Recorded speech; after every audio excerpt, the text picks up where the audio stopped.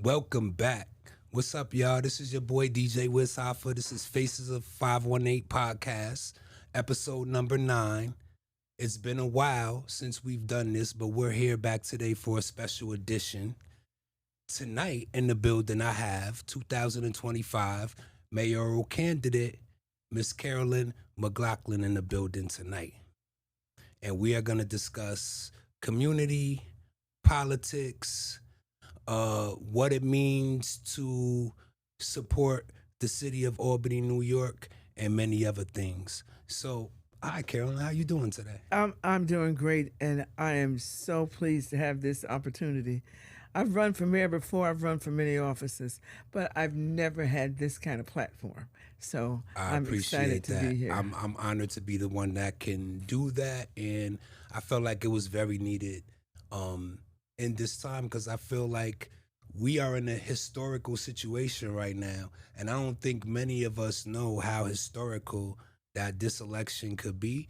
So I just wanted to do my part to set some light on it.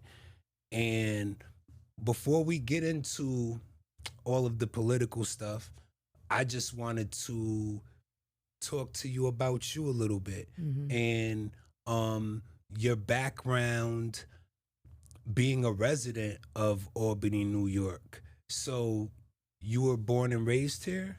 Yes, yes, I was. I was born and raised in Albany, and I've spent all but 10 years of my life in Albany. I lived in California for 10 years, but I've been back in Albany since 1987.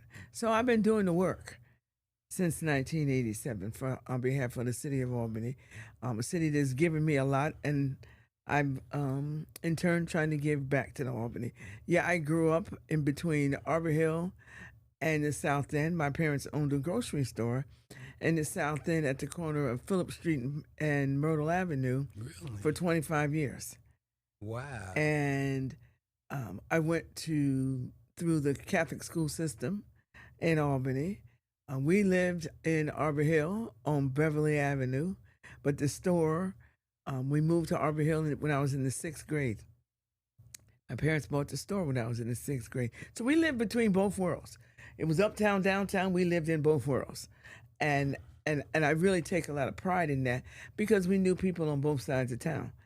And everybody came in that store that my father and mother had. And that's where I learned the art of giving back to people and what it meant to be a servant of the community. My parents, while they weren't highly educated in terms of going through um, high school and college. Education meant a lot to them. But these people could have run any corporation in this country. Because I believe if you can run a family, you can do anything. If you can raise 8 kids and successfully, then you can run a corporation. So I watched that take place in my household. Very strict, but at the same time gave us what we needed. We got some of what we wanted, but we got all of what we needed. So and you got to know there is a difference. And but I grew up in Albany, grew up in the South End of Arbor Hill, um, went through Catholic grammar school and high school, and then I went off to college in the Finger Lakes area. Then after I got out of college, I moved to California Really? for my second job. Yeah, I worked in Albany for 1 year. Then I moved to California. I got an opportunity to go, and I had never been, but I found out I had some relatives there, so I went and began a career in chemistry. I have a background in chemistry. My degree is in chemistry. My master's degree is in public administration, and my doctorate is in education with an emphasis on executive leadership. So I've educated myself. But also, that's to give you a little background on that. But also, in terms of politically, I started out as a committee person. That's the lowest level, but we're in the political structure in Albany. But it's where you really get to meet the people. Then I became a council member where I represented the second ward in the south end of Albany for 12 years. Then after that, I became president of Of the the Common Common Council. Council, which is a citywide elected position, and I was elected to that position twice. So I have a total of 20 years experience in the city of Albany. So, and in those 20 years, there's not much that I haven't seen. It's a lot of experience. A lot of experience. And I think that's necessary. You kind of fast forwarded us a little bit quicker, but I was gonna speak about the neighborhood where your parents owned the store, and it just brought me back to one of my mentors, who you may know because for black businesses back then, there only had to be really a handful. So I know you're familiar with Herman Cockfield, a 3-star barbershop, right? And what was it like growing up in that neighborhood? Well, I want to know some things about Old Albany, some things maybe that we're missing in Old Albany, from Old Albany that we need to have in New Albany. well, everybody knew everybody. Mm-hmm. If I did something wrong, my neighbors could tell my parents. And they were adults. So my parents listened to them. Excuse me. It's okay. We had a conversation about it, and then we dealt with it in the household. A village. A village. And my parents were highly respected in the community. And it was a community of people that had all moved to the north during the Great Migration and moved to the South End or Arbor Hill in the late 40s and early 50s to raise their families. I apologize. I get a little dry throat, but there's a... I got some water for you right there. But these were families that grew up teaching their kids how to respect one another and how to respect the elders in the community. So often we don't see that for whatever reason. And I think the parents were older. You got a lot of young parents. You got 2 and 3 generations in the household now. And that can be a very positive thing. You got Nana and Grandma and Mima all in the house. That is a wonderful thing.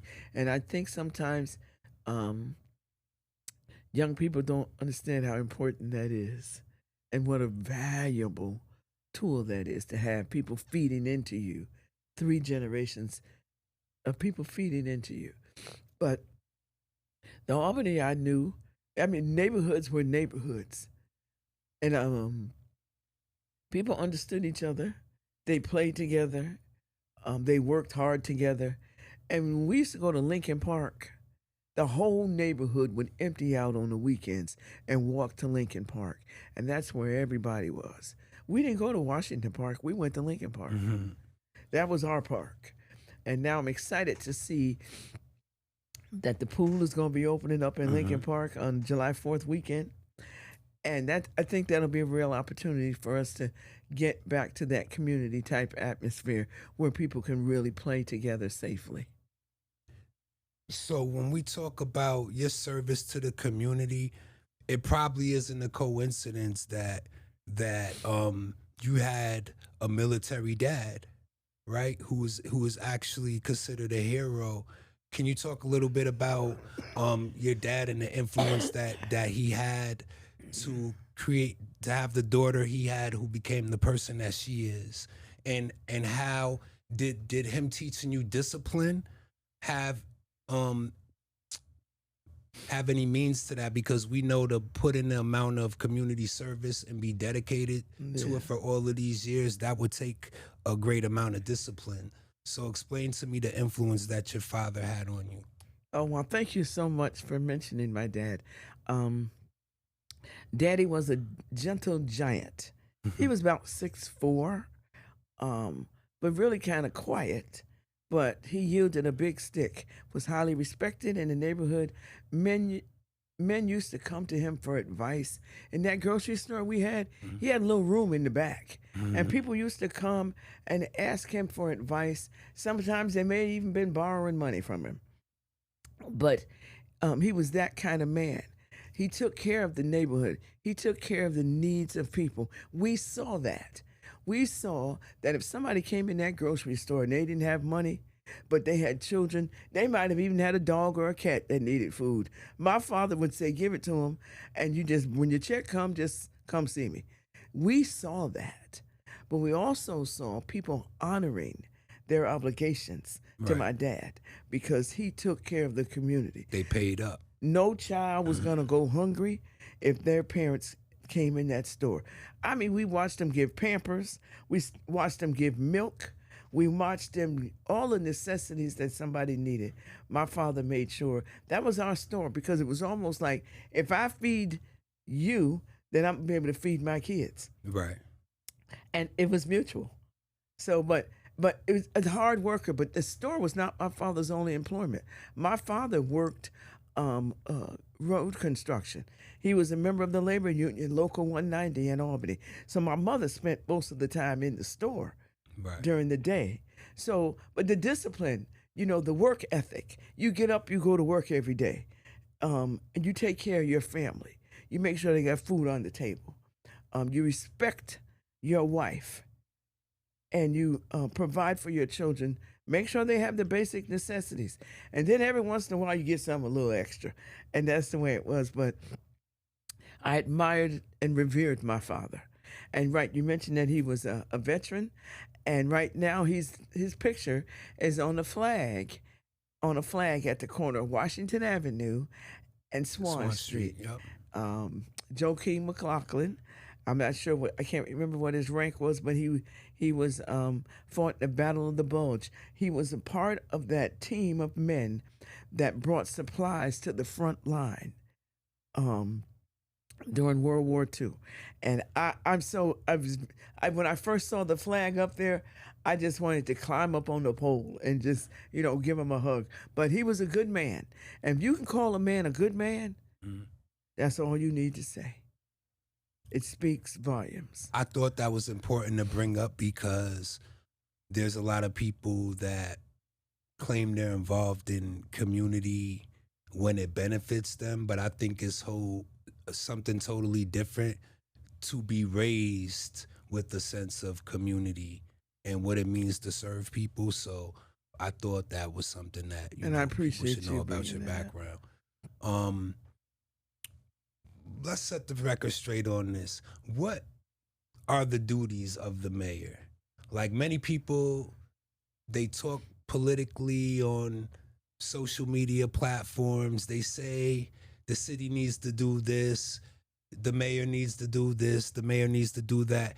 But do people really know what the duties of the mayor are? So I'm asking you for, like, on the base level of politics, what would be your duty as mayor of Albany, New York? From my perspective, as I have watched mayors and worked with mayors, the mayor is the spokesperson for the people that live in their city. The mayor in the city of Albany is the one that has to speak for the people in the city of Albany. Whether they're going to the county government, going to state government or federal government, going all the way to the President of the United States, they got to speak up on behalf of the residents of the city of Albany. You're the face of Albany. Right.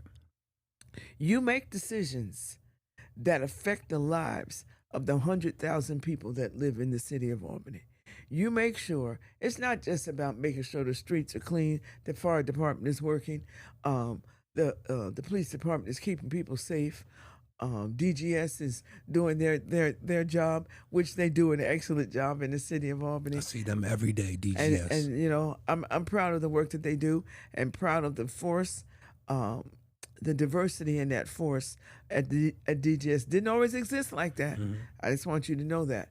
But the mayor is the sort of, your job as mayor is to be the visionary for the city. Mm-hmm. But then you find people that, you put people in place that can help you make the vision a reality.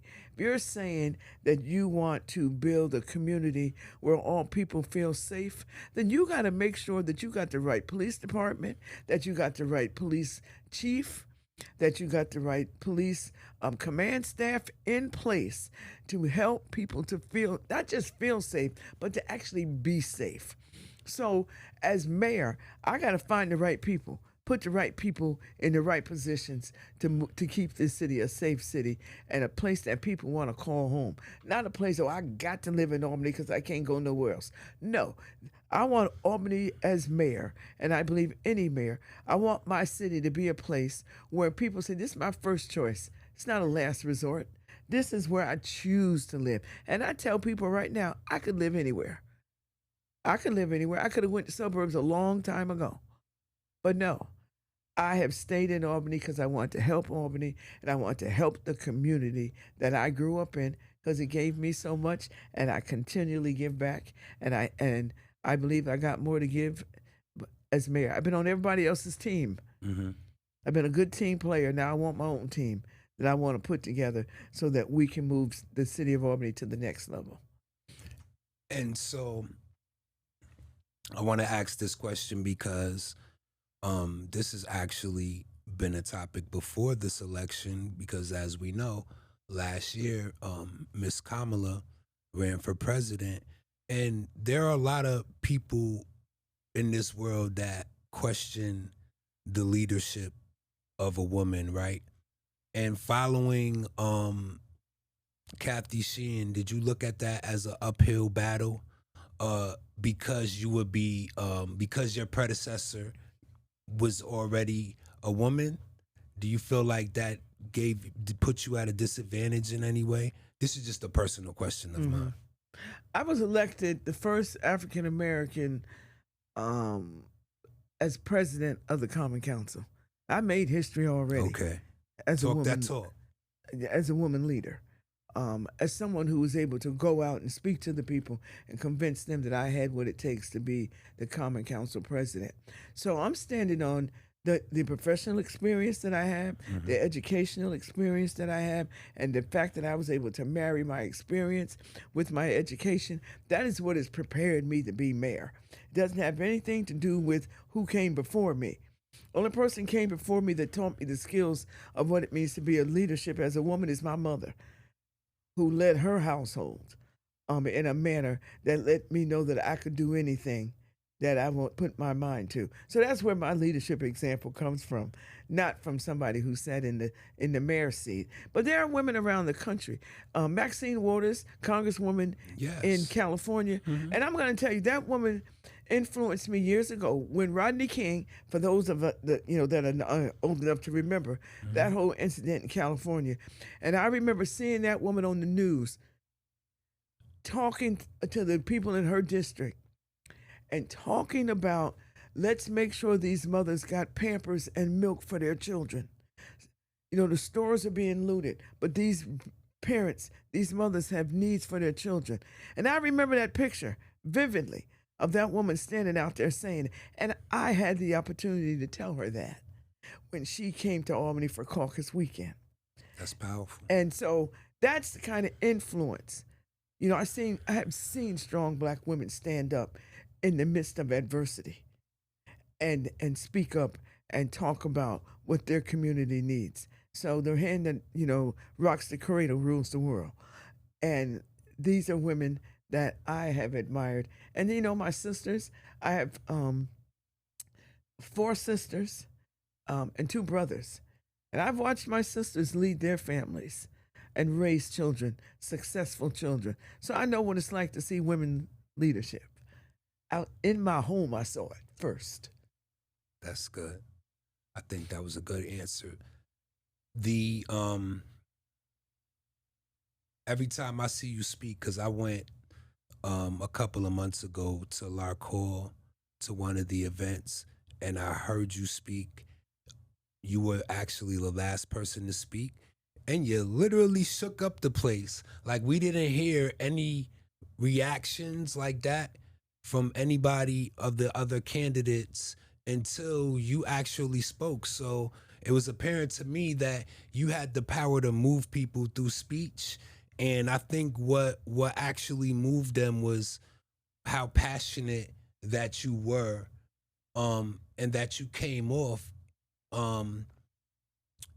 in comparison to the other three candidates that spoke. So I wanted to know what are maybe one to three of your top three initiatives that you think are the most important for you to achieve in Albany as the mayor?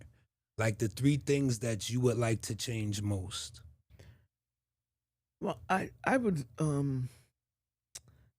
there's so many issues that people are concerned about. They're concerned about public safety. Mm-hmm. They're concerned about affordable housing, Mm-hmm. and they're concerned about economic development opportunities in our city. So many people have felt left out, locked out, and just left behind. And it's reality. They have been. So if you look at a neighborhood, go to West Hill, go to the South End. These are neighborhoods that were lost when Empire State Plaza was built. There was a lot of disinvestment in those particular neighborhoods. When they built Empire State Plaza, the neighborhoods that are within 1 mile radius lost the most. And those neighborhoods that I just mentioned, South End, Arbor Hill, West Hill, lost the most when the plaza was built. So what I would like to see is, and as mayor, and we're talking about, and I'll bring up the $200 million, the $400 million that the governor is putting into the community, and $200 million of it is supposed to be for to drive economic development in the city, in the community. 125 or so is going toward the museum, and others towards other initiatives. But the $200 million that's supposed to be spread around the city, that 1 mile radius to me is a top priority. You got to go into these neighborhoods, these red X buildings, take the X's off those buildings. You either going to fix them or you're going to tear them down. You need to find the owners, and those owners are from here to California. And we often say we don't have the money to find them and hold them accountable. Well, we need to put the resources to bear to go and find them, because we have to drive through those neighborhoods every day. And they continue to deteriorate. So you find that property owner, you either tell them, you give me the house and let me do what I will with it, or you give me a plan that is going to show that you're going to fix it. Now, I'll tell you one of the two pieces of legislation that I'm most proud of that I've worked on in the city: the vacant building registry, which was designed to have, you have own a piece of property, you're supposed to give me a plan within a year what you're going to do with that property. And if you don't do it, like the land bank, the land bank became a tool for the vacant buildings. That was a separate entity. Okay. And then the police review board. I was one of the co-authors of the legislation that created the Civilian Police Review Board. So these are the kind of things that I've been doing down through the years. And the Citizen Police Review Board was created in the year 2000. The Vacant Building Registry was created in 2002. That's how long I've been working for the city of Albany. And I would tell all of my listeners, don't just be concerned about what people are telling you that they're going to do. Check the history of what they've already done, because that's important. And it's obvious that you've already done some key things that are now cemented staples in Albany, New York, and you were there to help develop these things from the ground up. So I think that people need to know that. Let me add this. We talked about, I mentioned housing, affordable housing. Now, one of the things, the top priority for me is to get those buildings down on Morton Avenue. Those buildings have been closed for coming up on 2 years. They were supposed to be demolished, and that footprint was supposed to be used to create new affordable housing, business opportunities on that prime real estate. You mean Lincoln Square? Yes. Okay. And it's time for those buildings to go. Stop looking at them. What kind of hope do you instill in young people that live in that community and in senior citizens who continue to age in that community? They have to continue to watch three fenced-in buildings. And you got a beautiful park that's being recreated that we just talked about. But yet you got these buildings. That's going to be one of my top priorities. Use some of that money to get those buildings down, and let's get some developers in who are ready and waiting to do something with that property. When I was at Lark Hall a couple of months ago, when I went to saw you speak, after all the candidates walked around the room and they kind of talked to people, and I saw a young man speaking to you. I couldn't really hear what he was saying, but he was the youngest person in the room, and I was real curious what he had to ask you. And I say that to say,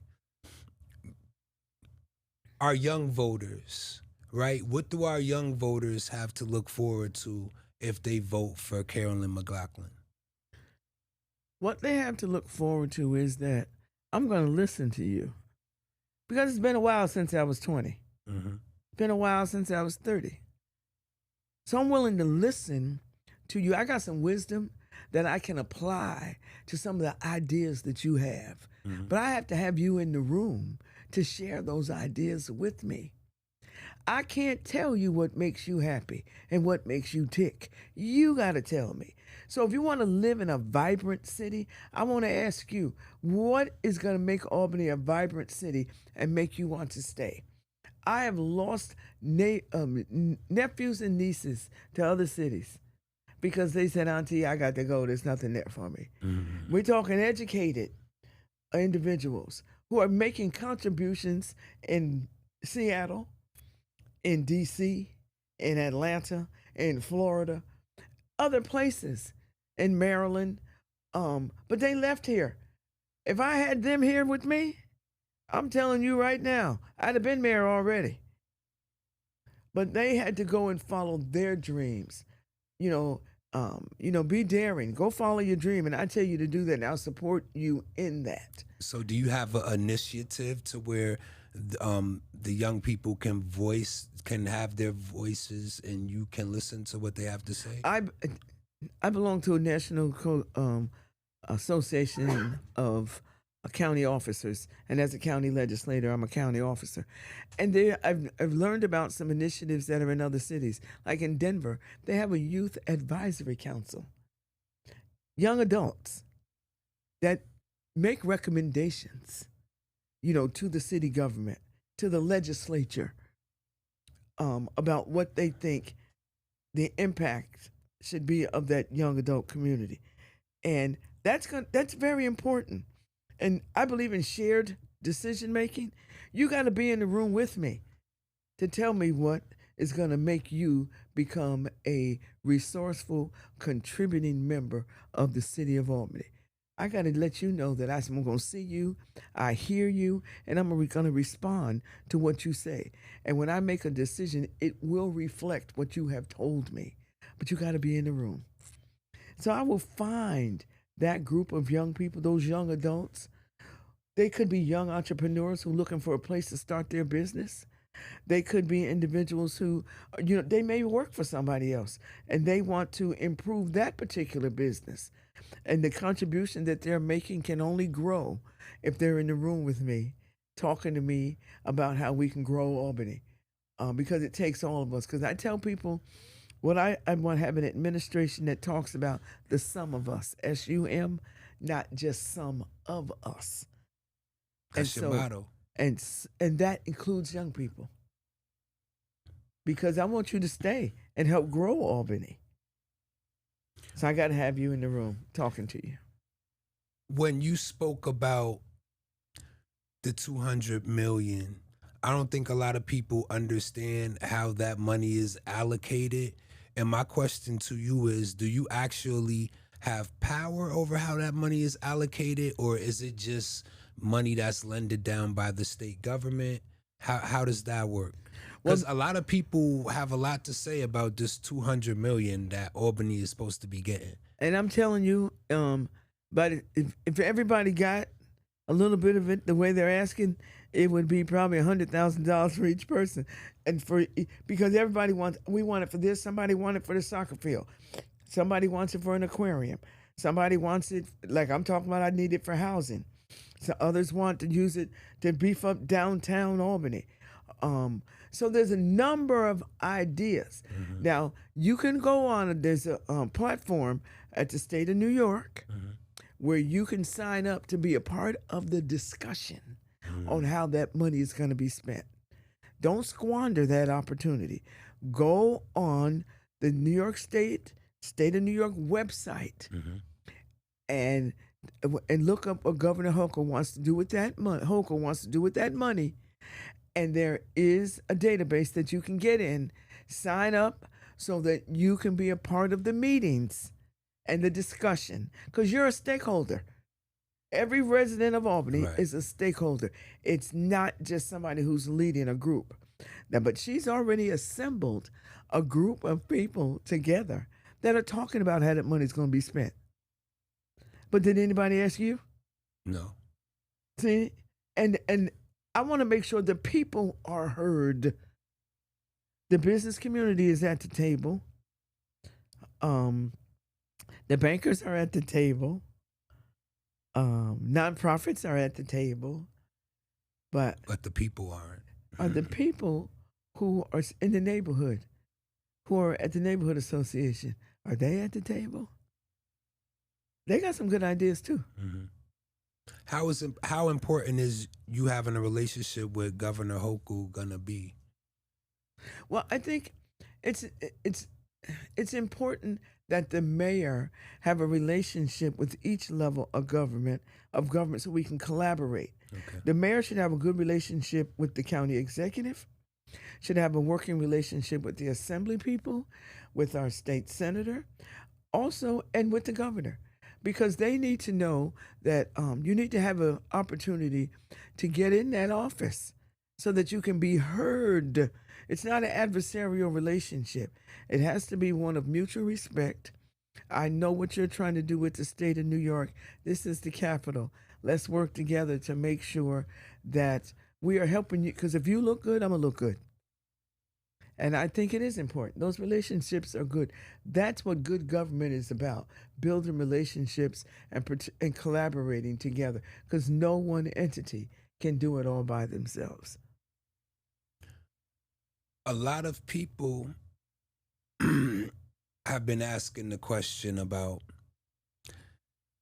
Central Ave, the drug problem over there, and the business owners in that area who have to deal with the remnants of what's going on with the drug problem. Is there any plans that you have to try to clean up that area? And is that a priority? I grew up when Central Avenue was a very vibrant community. Lots of businesses, thriving businesses. And I think we can do that again.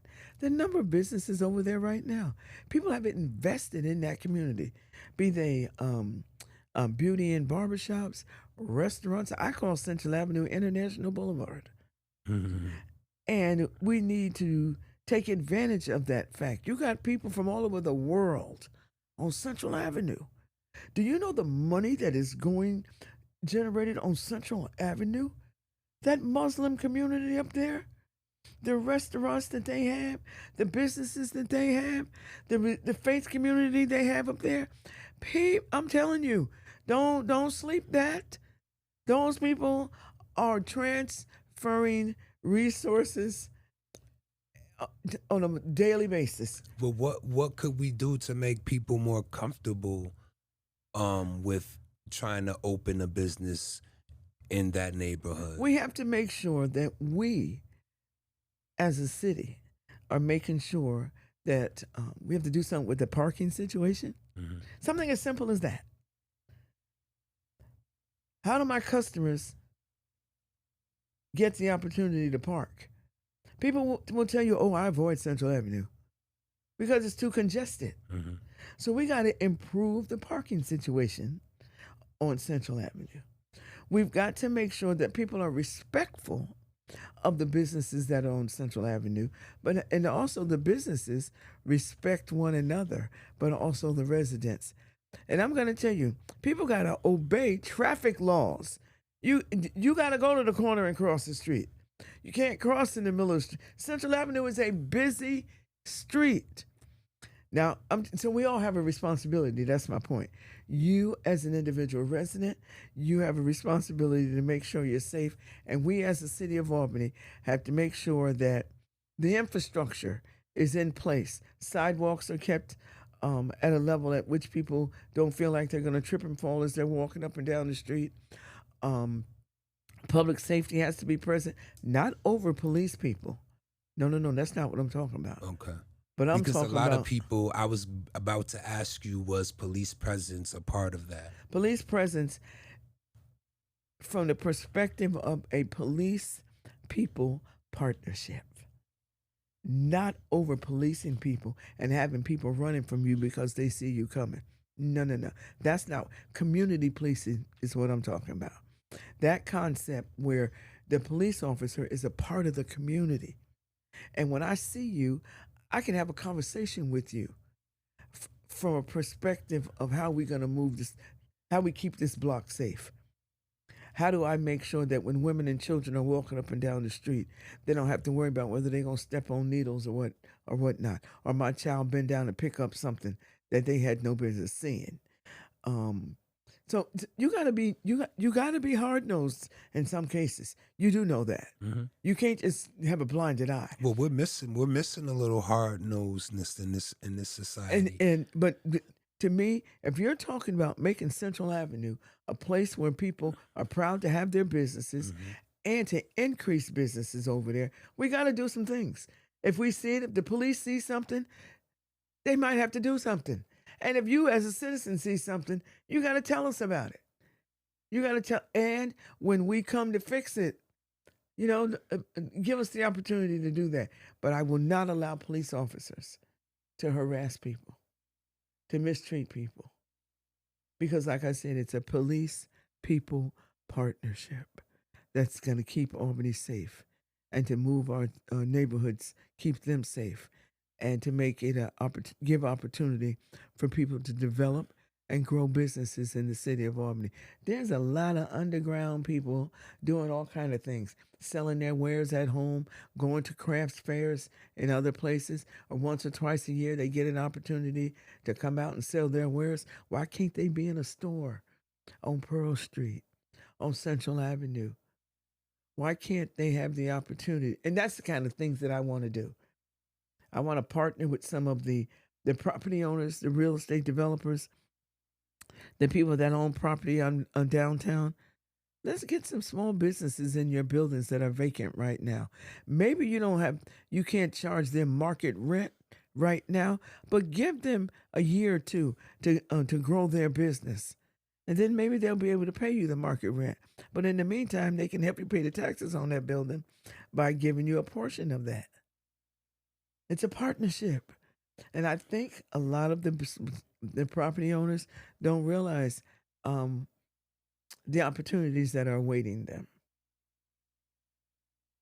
While we're on the subject of business, right, I'm just going to go back a little bit to one of the moments that I was able to see you in action. And it actually was the moment that I started to admire what you do and what you stand for. So I used to work, I'm a DJ, as you know. I used to work for a bar establishment. We'll just say it's on Central Ave. And they were getting ticketed and fined for some things, including a cabaret license. And we all know that if you get fined for not having a cabaret license, that's pretty much a hefty fine. I mean, the way business is struggling, nobody has money to keep paying that type of fine because what we're trying to provide live entertainment and such. So as a member, employee, house DJ of the establishment, there was a court date, and they were asking all of the staff if we could come to the court date to support such establishment. So I go down there. I actually spoke, but looking at the front, there was a panel of people I'm going to assume was the Common Council. Mm-hmm. And you were up there. And you were the only one that asked pertinent questions to find out if this establishment was being railroaded in some way or being treated unfairly. Because I could say not any one of the other, I think it was maybe 4 to 5 of you sitting up there, and you're the only one that spoke up. So, in my community and what I do, that's a big question for us. What do you feel about the cabaret license and what it does to hinder businesses from thriving? What do you see yourself doing about that? Well, regulatory reform in many areas in the city of Albany is something that I think has to be a priority. The cabaret license issue, and I noticed just last night the Common Council did not vote to move forward on an amendment. I saw that on the news this morning. An amendment for what? The cabaret license. Really? And I was concerned about that. And that's why you see young people creating their own venues, for entertainment. And why is it some people seem to do very well, some establishments seem to do very well with attracting a crowd. They got music going. But why is it when you decide to do that, it becomes a problem? Right.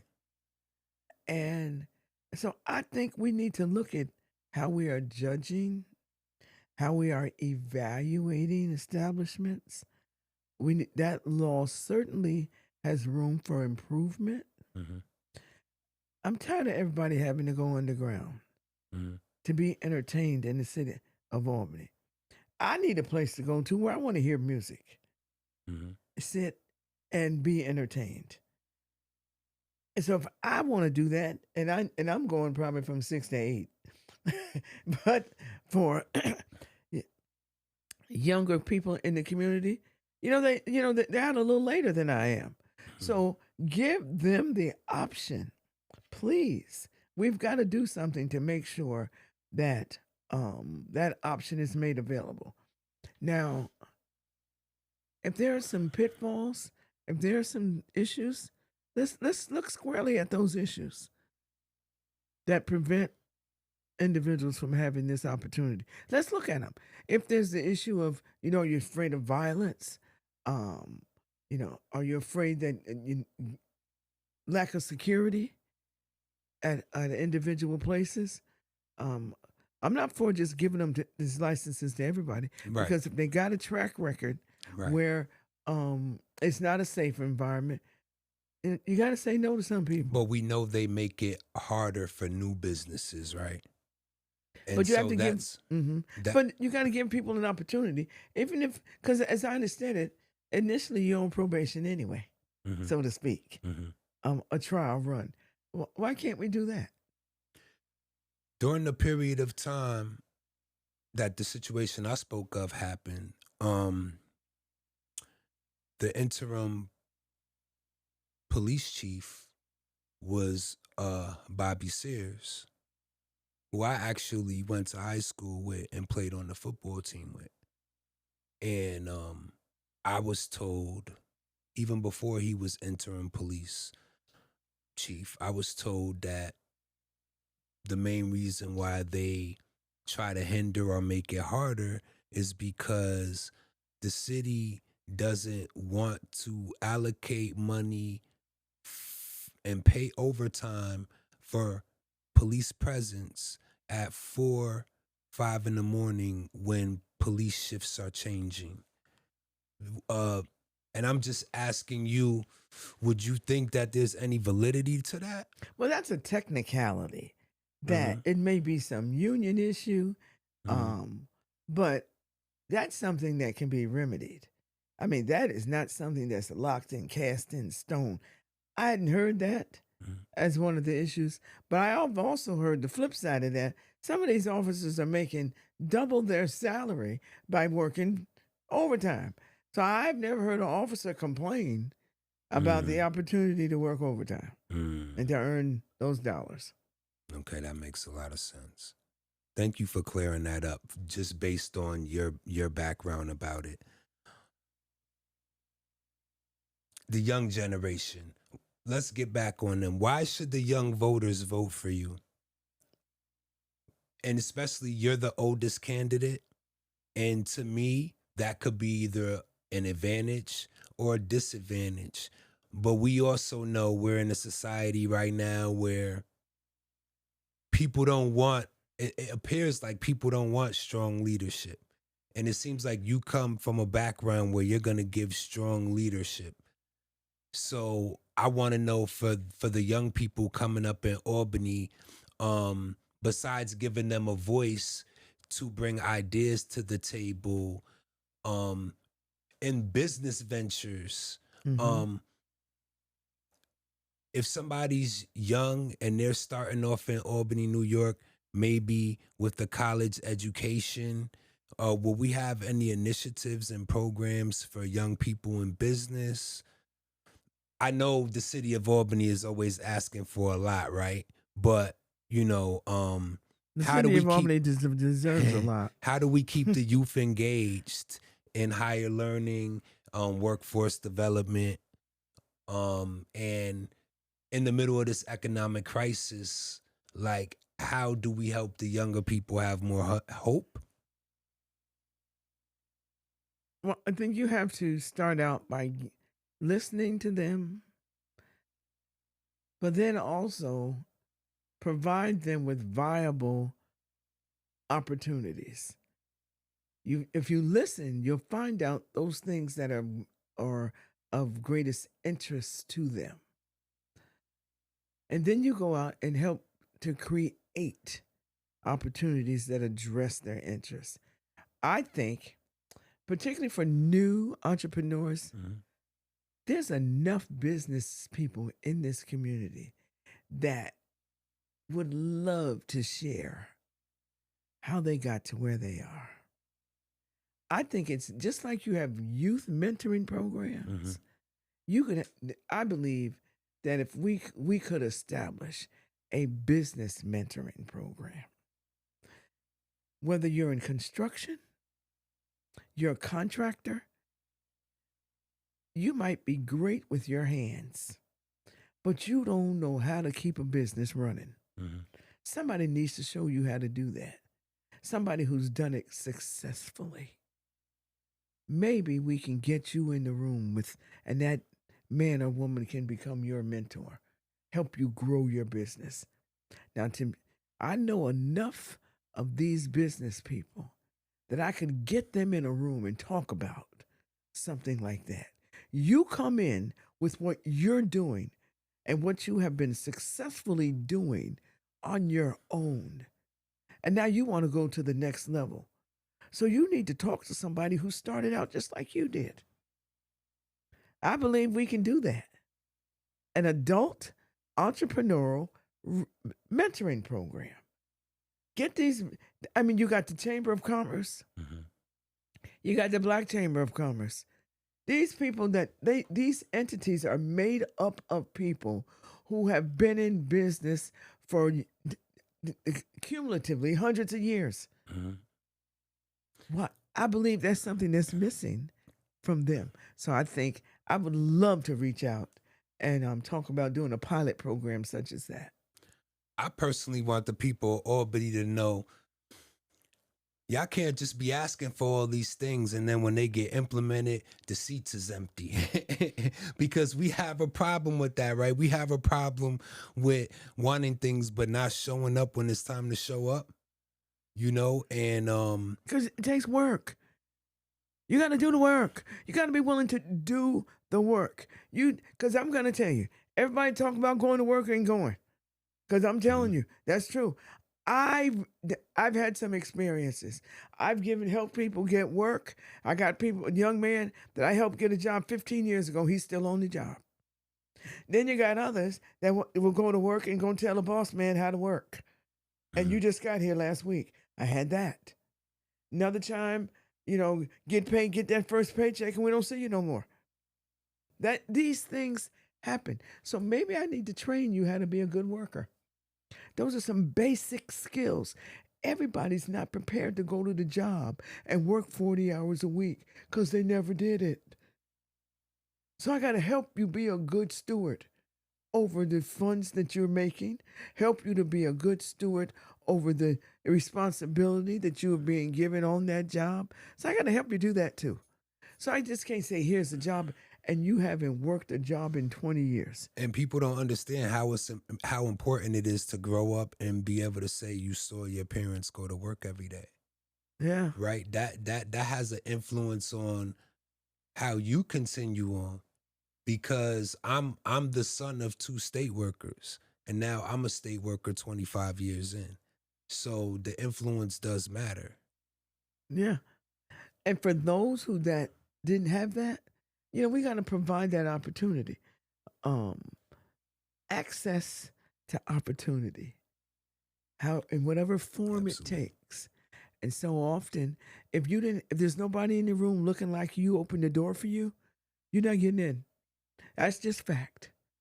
And if there's nobody in the room, they don't have to necessarily look like you, but they don't have your interest at heart. And I'm telling you, I done lived through this myself. People didn't care. So when I get in the room, I've been in the room for a long time, and I make sure that I open the door for somebody behind me. Makes no sense if I've been in there for all these many years and I didn't bring anybody with me. The future is not secure. So, got to make sure somebody is prepared to come in behind me. And I do that. It's one-on-one. It takes some hand holding.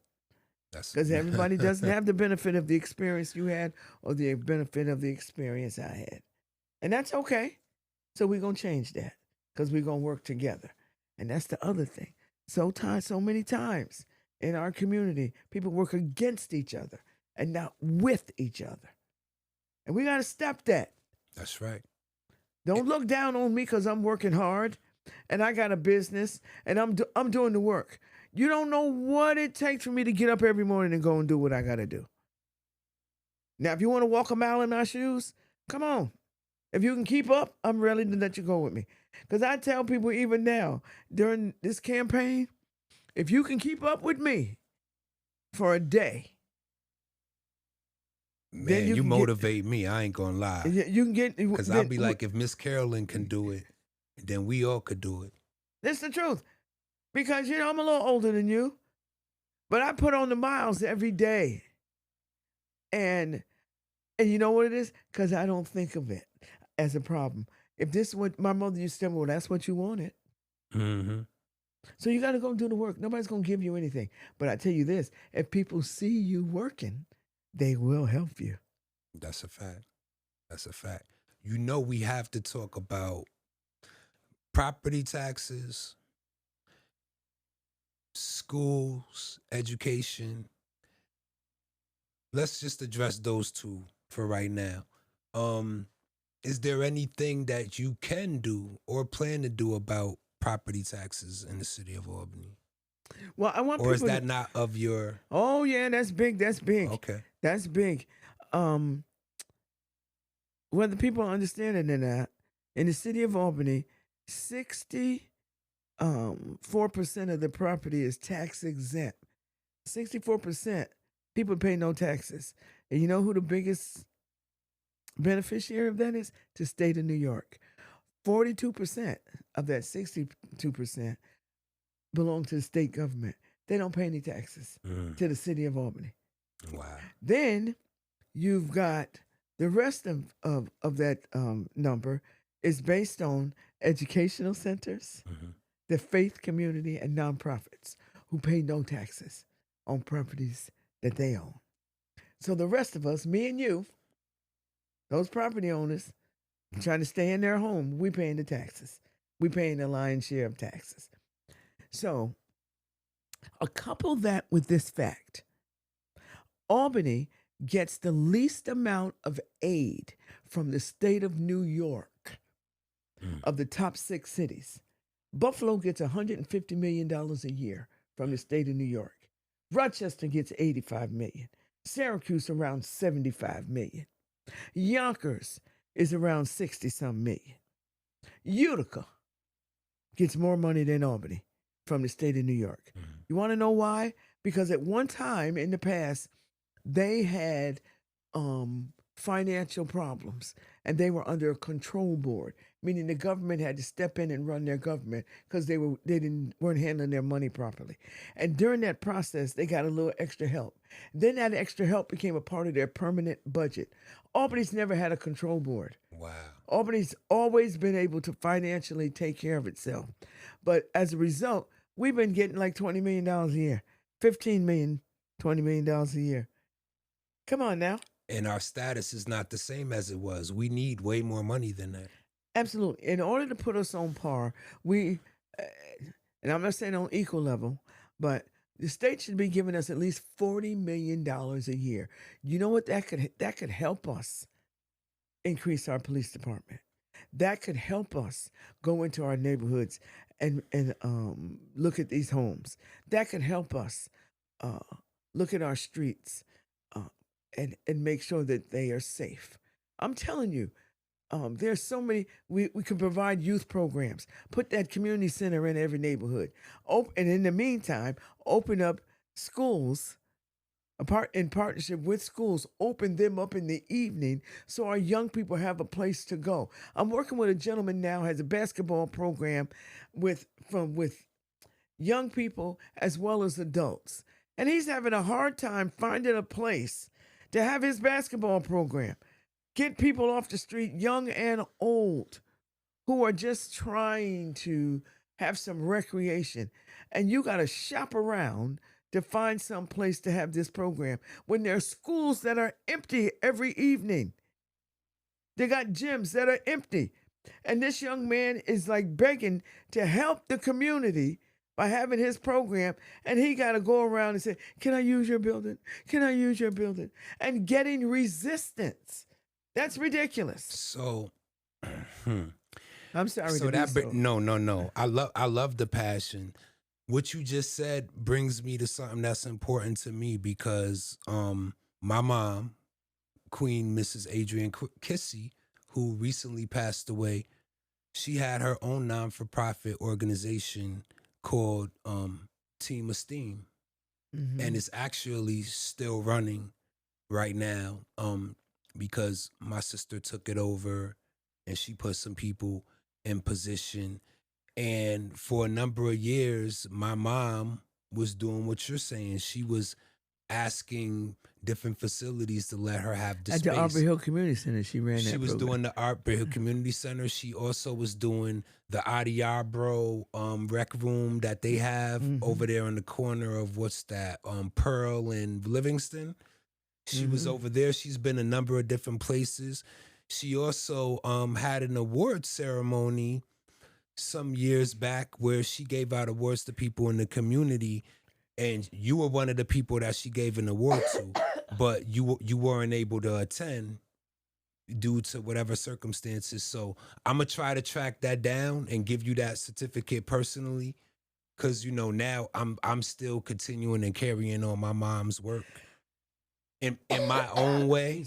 So I just wanted to state that yes, as hard as I saw my mom work to just have a place for these kids to go, I understand how important that is. Now, is that on us to just start owning these properties, or should the city and state be allocating funds and grants for these type of I guess we would say brick and mortars for us to be able to have these things without it just being the normal places we see like Arbor Hill Community Center or the Boys Club. places that have already been cemented. I feel like we need more programs than the ones that we have. We have an obligation as a city to provide opportunities in every neighborhood. We have an obligation to do that. And we also have an obligation to provide that economic opportunity for anybody within, for all the residents of the city. And so one of my goals is to make sure that Albany is a city that provides um, opportunities for people to grow businesses, um, buy property, have access to facilities that already exist in the city, and give people an opportunity, help them to see that they can do it too. There's a young man right now bought the Sunshine School over in Lincoln Park. Yeah. And is about to turn there's a daycare center going to be in there and some other community services. But he was born and raised in Albany, had a dream, went to school, went to Morehouse, came back 15, 20 years ago, and has been working on behalf of this city ever since. But he learned what he could from somebody else and how they grew their business. And now he's taking what he saw and he's doing the work himself. And he's now going to become one of the budding developers in the city of Albany. You got to be willing to do the work, put in the time, put in the effort, and people will invest in you. If you invest your time and energy, somebody's going to invest in you. I guarantee you, to make sure that you are a success. I mean, that's what it's all about. I mean, but you got to put in the work. And don't be afraid to go and talk to somebody and let them know, this is my idea. Can you help me? And I'm telling you, people love to talk about what they do. When I was, coming up, and working as a state worker, I used to go and speak to department heads or commissioners, and I'd call them up. They didn't know me, but I would say, I just want to talk to you about how you got to where you are. I don't want anything from you. I just want to know, how did you get here? And that's the same way we've got to be if you got an idea and somebody's doing what you have a desire to do, or even something similar, pick up the phone, call them. You'd be surprised the response you would get. That's the kind of relationships that I want to build with entrepreneurs that are in the city of Albany, because I want you to stay and I want you to grow. I want you to become the reason that North Pearl Street is alive again. I want you to become the reason that Central Avenue is alive again. And that people will not say, I'm not going downtown because I'm afraid. And you once told me, I can't remember the exact number, but you once told me how many people actually commuted to Albany every day from other cities and towns to come here and work. I forgot what the number was. Pre-COVID, it was 60,000 people. Okay. That Albany would swell every day with people from the capital region coming into work. Now, since COVID, we've lost a lot of those people. They're working from home. And it's hard for the government to even get them back in the office. And how, I think at that point in time, we were talking about what we can do to keep those people here or make Albany attractive enough for them to want to move here. Because a lot of people commute because they have to, right? Or they commute for economical reasons, or maybe they're not familiar or like the area that they actually work in. So I think a big question for us, and also, we made huge headlines last year, right? when we had the basketball game downtown, Mm-hmm. and I forget her name, but she said there was nothing to do in Albany. Um, and I know you kind of touched on that a little bit here and there, but what do you think needs to happen with downtown Albany? Well, I believe that, see, and I didn't agree with that statement. And you just got to be a little creative. But there's stuff going on in Albany. Mhm. Um, you pick up that all of these um, newspapers that are out there talking about all Mhm. the stuff that's going on in the city Mhm. of Albany, stuff that I The maybe, experience yeah, and the Metrolands yeah, and all those those types. things. Yeah. There's stuff going on. Mhm. You just got to choose wisely as to where you're going. But there are things to do in Albany and in the capital region. But I think in order to do that, um, we got to help the small businesses that are doing things, the entertainment venues. We got to help them do what they do to attract the folks that live in Albany. Do you know there's like 1,200 new apartments that are online now in the downtown Albany area? Where are those people going to be entertained? Mm. Everybody doesn't want to get in their car and drive all the way to Saratoga. Now a lot of them going to Troy, a lot of them going to Schenectady. But what we got to do something to make them stay in Albany. So we got to do something with our downtown to make it viable so that people can walk to that venue that they want. But you look up in that warehouse district up on North Pearl Street on Broadway, there's a niche up there. There's a niche.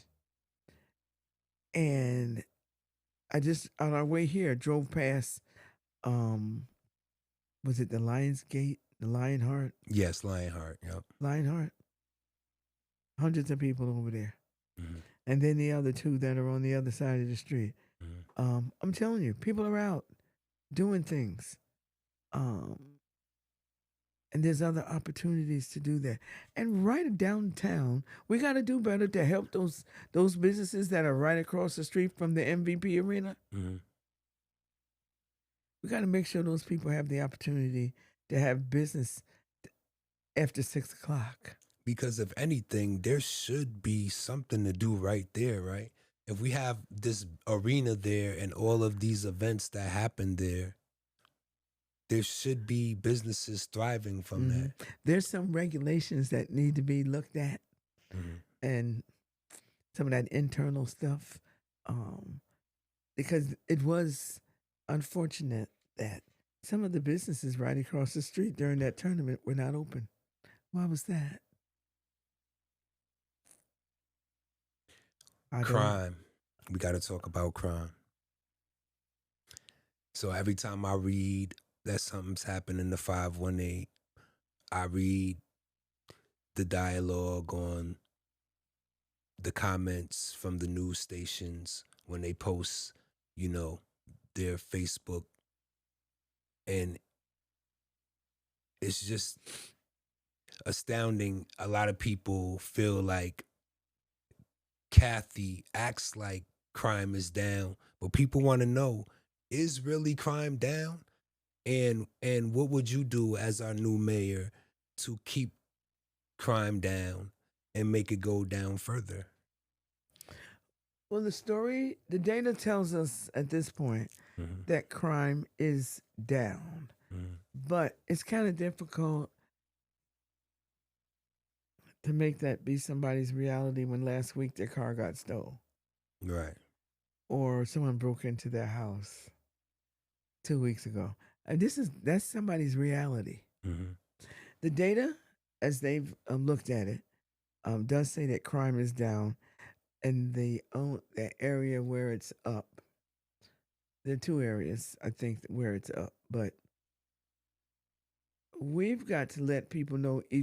Given the data, given the statistics, what are we doing to address those areas where it's not down? What are we doing to make sure that neighborhoods feel protected? So, what do we got to do? For one thing, we've got to make sure that our police officers are in place, that they're part of the neighborhood, that they are patrolling neighborhoods at a level that they should. Um, That they police. come from those neighborhoods? Would that help? Well, I'm a proponent of that. Um, at one time or another, there were incentives for our police department to live in the city of Albany and the fire department. Currently, and when you get appointed, you have to be a resident. But once you get appointed, you can live anywhere. Really? But I would like to have some. But it's a contractual issue. You don't have to live in the city of Albany once you get appointed. But I'd like to provide some incentive that would make a police officer want to live in Albany. Maybe there's some tax incentives we can provide for them. If you buy a home in Albany, what can we do to make that an easier venture for you as a policeman or a fireman to live in the city of Albany? I would love to have a policeman living on my street. You know, get one on every block. I have some in my neighborhood. Provide an incentive for that. Do we need, and just in terms of the volume of the staffing level, do we need to increase salaries? We need to look at that. Do we need to look at other benefits that they're having? We need to have that conversation. So that's in terms of personnel that are going to be needed to keep our city safe. Those are some things that I would like to explore. Why do you think? Tell the people why they should vote for you.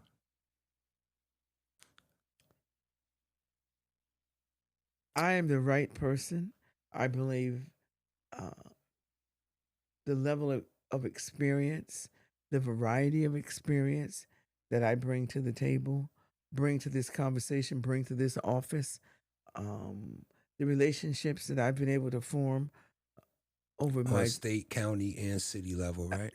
on all levels. Just thank you, sir, for reminding me of that, and your listeners, because it's about partnerships. I know I don't have to like wonder who's over here, who's over there. I already know who's on what base, and I have the opportunity to knock on those doors right now and say I'm here. Not so much to introduce myself, but to come in and say how can we work stronger together. That's the first thing. Um, as I've stated, I've been a good team player in Albany. I know what it means to bring people together, to talk to people, and let them know how much I care about the city of Albany. And if you choose to make Albany your home, I know you must care about it also. I think, as I said when we started, this is a historical election. It could go down as a historical election. I need people to understand that next week is the primary, and the history of this election shows that whoever wins the primary 100% of the time becomes the actual mayor of the city of Albany. So I need everybody out there watching to know that we are running out of time. You can wait until November, but really the time is now. The We time we is now. we need you right now, And you I can would be vote right very now. upset. I would be very upset the way this election is structured. If we had 3 black candidates and we add on Mr. Cerruti and we split our votes down the middle and he walks off into the sunset. After that, it's like I don't want to hear any complaining from Albany. We truly won't be able to complain anymore about what we want, especially in our communities where a lot of the crime and all these things that we speak about is affecting us. If we don't go out there and show our voice, then we're just talking. So part of the reason why I felt this interview was important is just to alert people that the time is now and we don't have time to play games. And I appreciate you giving me this opportunity to come and speak to your audience. You got a constituency. Thank you. And Appreciate it. and you've given me an opportunity to reach them today, and I appreciate that. Um, And just the fact that you reached out to me lets me know that you did hear something or see something. Um, I mean, I've heard your name. Mm-hmm. I've seen you on Facebook over the years, but I didn't know you. Right. We had conversations here and there and gained a small rapport. But yeah, you we don't really know each other. But I know the passion that I've always seen in you, and that's why I got And behind you as a exactly, candidate. and I And I so know your appreciate. nephews, and That's right. trust me, your nephews couldn't tell me who to vote for, regardless. You feel what I'm saying? It has nothing to do with me knowing my good friend Joe Bell and Darnell. Um, But this is no, I just strictly appreciate because it. I believe Yeah, in who you are and what you believe in. and I appreciate that. And people can vote right now. Um, Early voting started on Saturday, so you can early vote all the way up until Sunday, the 22nd, and then you have to come on the 24th. But you can go vote now, every day. Okay. They're polling the at the Board of Elections or St. Sophia's on Whitehall Road. Okay. But so there's no reason for you to miss. Now I do the challenge that you put forth about 3 black candidates and Mr. Cerruti. Mm, We should have dealt with that months ago, mm. and we didn't.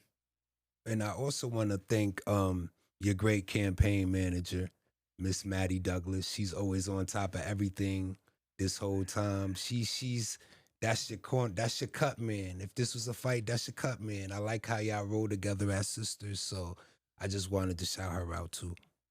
Thank you so much. I wouldn't be here without her, and I've told her that.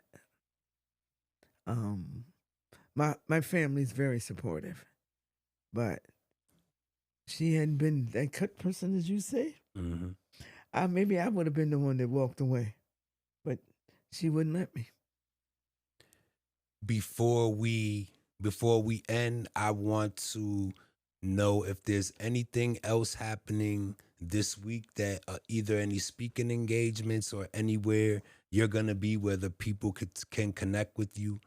Um, Obviously, this is gonna air as soon as possible, but you have a little bit of time left. So, is there anything this week that you have anything going on at? Pardon me? Well, there's just wherever there's a community activity, we find So ourselves tomorrow, Juneteenth. So, are you gonna be somewhere tomorrow speaking? there. Not specifically. Okay, We will show up if there's just being in the community. yeah, Okay. and we're still knocking on doors.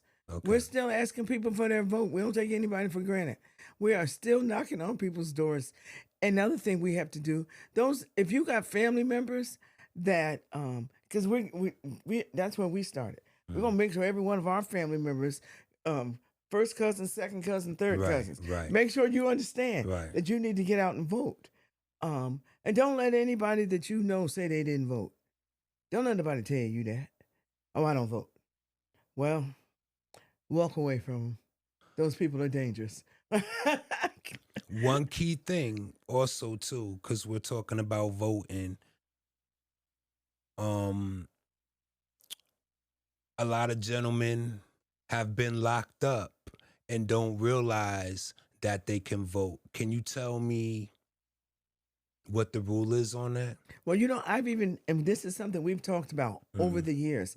As a matter of fact, there was voter registration in Albany County Jail earlier this week. Okay. But also, if you are no longer on papers, if you, of whether you had a felony or not, you can vote. Okay. New York State is one of those states where you do not permanently lose your right to vote if you commit a felony. But now, mind you, if you didn't register by last Friday, you can't vote in the primary. Right. But if you register, you can still vote. No, get ready for November. Okay.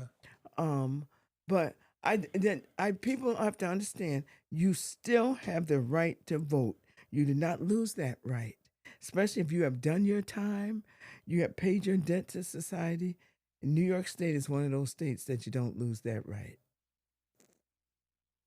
That's great. I wanted to put that piece in there because I don't think, A lot of people don't know. people think about those voters. And some of those people don't even know if they can vote or not.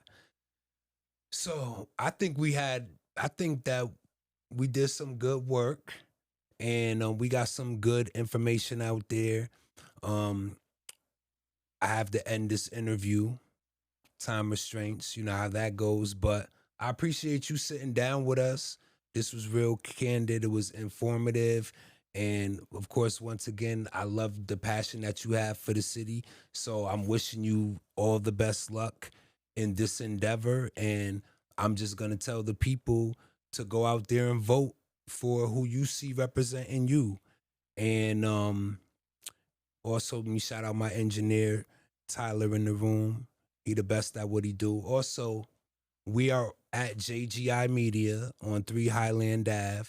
So if there's anybody out there who's interested in podcasting at all, you can call Capital Mixers or JGI Media and find out how you can get you some time to do a podcast. Because, we need people to go out here and speak and use these platforms to talk about things that we need in the community. So I'm just throwing that out there.